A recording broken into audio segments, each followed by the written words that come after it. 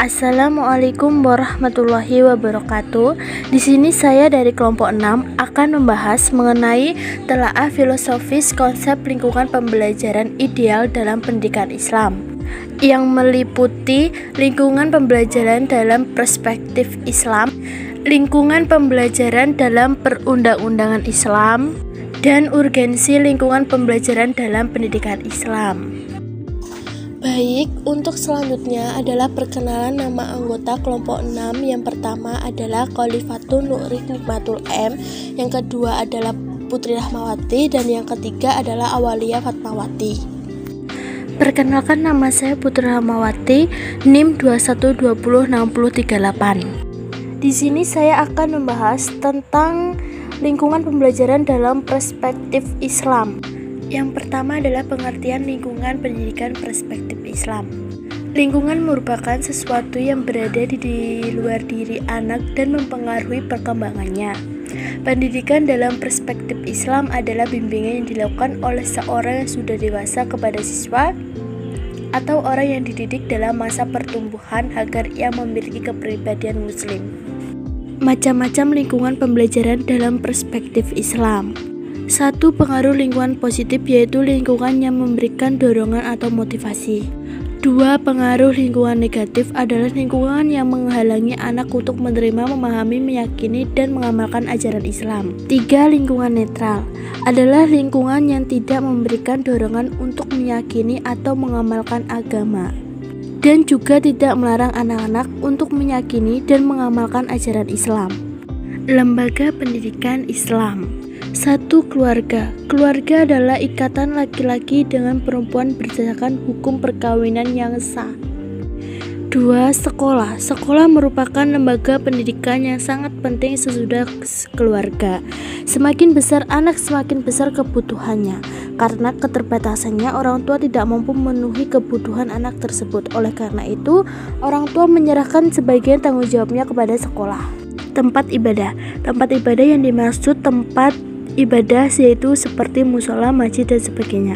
Oleh umat Islam, tempat ini biasanya dalam bentuk madrasah diniyah dan juga sering diadakan pengajian umum. 4. Masyarakat. Organisasi-organisasi yang tumbuh di dalam masyarakat banyak, antara lain kepramukaan dan perkumpulan-perkumpulan lainnya.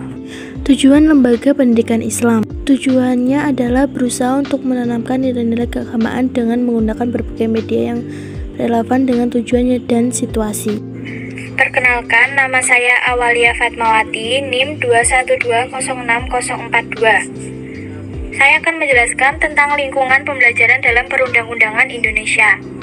Undang-Undang Republik Indonesia Nomor 20 Tahun 2003 tentang Sistem Pendidikan Nasional.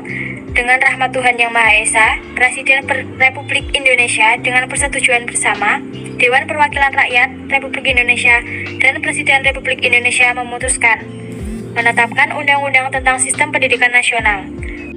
Bab 1. Ketentuan Umum Pasal 1. Bab 2. Dasar, Fungsi, dan Tujuan. Pasal 2. Berisi Pendidikan Nasional berdasarkan Pancasila dan Undang-Undang Dasar Negara Republik Indonesia tahun 1945.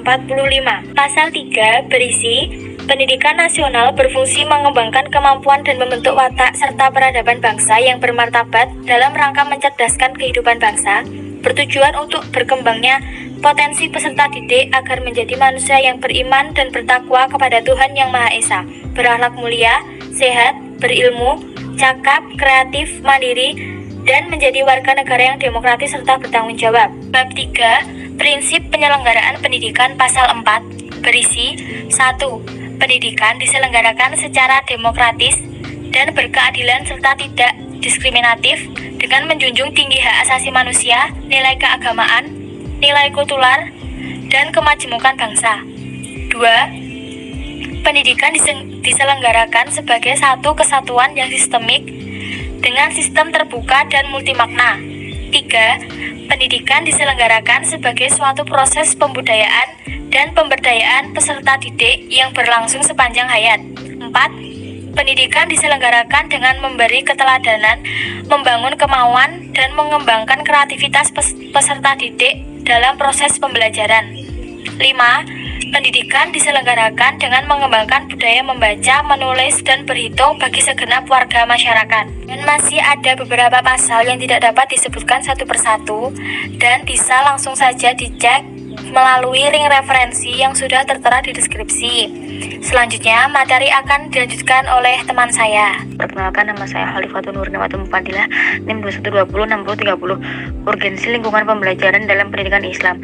Lingkungan lembaga pendidikan pada dekade terakhir ini dihadapkan pada berbagai perubahan, gejolak, dan kemajuan yang sering kali sulit diprediksi baik karena pergolakan maupun karena ketidakpastian yang dialami. Untuk itu diperlukan antisipasi dini terhadap perubahan lingkungan. Tujuan penelitian ini menganalisis bagaimana menghadapi perubahan dan ketidakpastian lingkungan. Lembaga pendidikan mau tidak mau harus melakukan 3 hal sebagai berikut. 1. Berpikir strategis yang tidak pernah dilakukan sebelumnya. 2. Menerjemahkan inputnya untuk strategi yang efektif guna menanggulangi lingkungan yang telah berubah. 3. Mengembangkan alasan yang diperlukan untuk meletakkan landasan bagi pemakaian dan pelaksanaan strateginya, sehingga memunculkan pertanyaan penelitian bagaimana pengenalan lingkungan strategi. Telaah lingkungan strategi, tujuan dan peran. Telaah lingkungan strategi, model analisis lingkungan strategi di wilayah pendidikan Islam. Hasil penelitian ini menjelaskan analisa TAUS Matrix, lebih memastikan kita dapat memperhitungkan dan memanfaatkan dengan baik setiap peluang di luar untuk peningkatan bisnis. Di saat bersamaan, kita juga dapat mengetahui dan memanfaatkan potensi internal. Dengan menganalisa eksternal tersebut, kita juga mampu mengantisipasi tantangan dari setiap perubahan eksternal, bahkan mengubahnya menjadi peluang baru. Demikian presentasi dari kelompok 6, kurang lebihnya mohon maaf. Wassalamualaikum warahmatullahi wabarakatuh.